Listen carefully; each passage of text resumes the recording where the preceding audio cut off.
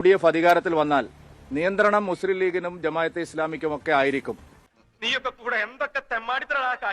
ഇത് വലിയ ചർച്ചയായതാണ് കേരളത്തിൽ.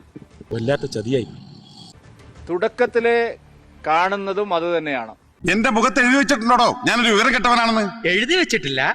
10 വർഷം ഞങ്ങൾക്ക് നഷ്ടമായതെല്ലാം ഞങ്ങൾ തിരിച്ചു പിടിക്കും, അങ്ങനെയാണ് ഒരു മുസ്ലിം ലീഗിന്റെ നേതാവ് പരസ്യമായി പ്രസംഗിച്ചത്. നഷ്ടല്ലല്ലോ ഇതൊക്കെ. ഒരു ചെറുപ്പക്കാരനെ കൊണ്ട് ശങ്കരേട്ടൻ അവനെ ശരിക്കും അറിയാഞ്ഞിട്ടാ. അത് നമ്മളെല്ലാവരും കേട്ടതാണ്. ശിരോമണികള് നടക്കട്ടെ. അപ്പൊ ഈ സമ്മർദ്ദ രാഷ്ട്രീയം പൊതുസമൂഹത്തിനാകെ നല്ലതല്ല എന്നുള്ളത് കൊണ്ടാണ് അങ്ങനെ ഒരു അഭിപ്രായം പറഞ്ഞത്. അല്ല, കോൺഗ്രസിന് ആര് നേതാവായാലും ഇവിടെ ആര് മുഖ്യമന്ത്രിയായാലും ഞങ്ങളെ സംബന്ധിച്ച് അതൊരു വിഷയമേ അല്ല. അതൊക്കെ എല്ലാവർക്കും അറിയാവുന്ന കാര്യമാണ്. ജമാഅത്തെ ഇസ്ലാമിയുടെ വാർ റൂമിലാണെന്നുള്ളത് എല്ലാവർക്കും അറിയുന്ന കാര്യം. സാറിന് അങ്ങനെ തോന്നുന്നുണ്ടെങ്കിൽ ചിലപ്പോ ഞാനായിരിക്കാം.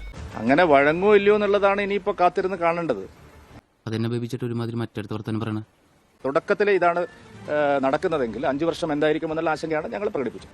ഇതുവരെ ചെയ്തിട്ടുള്ളത് കുറെ തട്ടിപ്പും വെട്ടിപ്പും, അല്ലാതെ എന്തെങ്കിലും മാന്യമായ തൊഴിൽ നീ പോയിട്ടുണ്ടാ?